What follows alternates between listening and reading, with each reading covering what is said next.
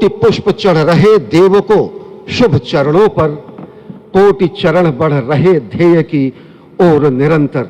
और निश्चित तौर से यह ध्येय है समूचे विश्व कल्याण का, यह ध्येय है जगत गुरु भारत का, यह ध्येय है एक भारत श्रेष्ठ भारत का, समर्थ भारत का, सशक्त भारत का, आत्मनिर्भर भारत का, आत्माभिमानी भारत का, स्वस्थ भारत का, स्वच्छ भारत का, सुंदर भारत का, विकसित भारत का और अंततः जगत गुरु भारत का।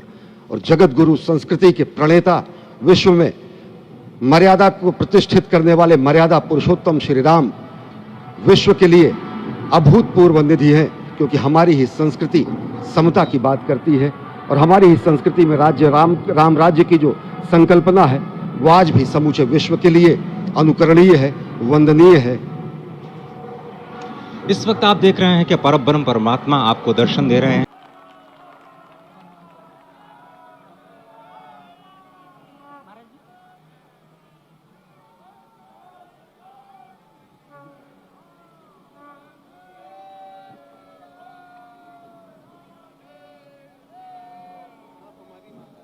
माननीय प्रधानमंत्री जी दिल्ली में राम जन्मभूमि के इस पावन प्रसंग पर एक डाक टिकट जारी कर चुके हैं। उत्तर प्रदेश सरकार की ओर से योगी आदित्यनाथ जी महाराज, माननीय मुख्यमंत्री, माननीय प्रधानमंत्री जी और डॉक्टर मोहन राव भागवत को सम्मान में 2 चिन्ह भेंट करेंगे। अवधपुरी का में रामलला का विराजना राम राज्य की स्थापना की उद्घोषणा भी है। राम राज्य बैठे त्रिलोका, हर्षित भये गए सब शोका।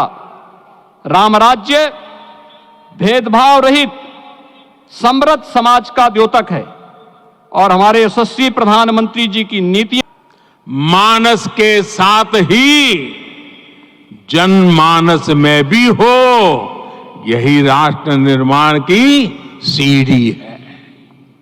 साथियों, आज के युग की मांग है कि हमें अपने अंतःकरण को विस्तार देना होगा। हमारी चेतना का विस्तार देव से देश तक, राम से राष्ट्र तक होना चाहिए।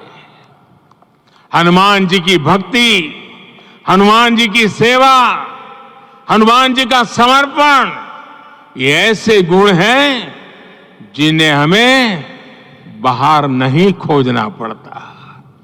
प्रत्येक भारतीय में भक्ति, सेवा और समर्पण के भाव समर्थ, सक्षम, भव्य, दिव्य भारत का आधार बनेंगे। और यही तो है देव से देश और राम से राष्ट्र की चेतना का विस्तार। दूर सुदूर जंगल में, कुटिया में जीवन गुजारने वाली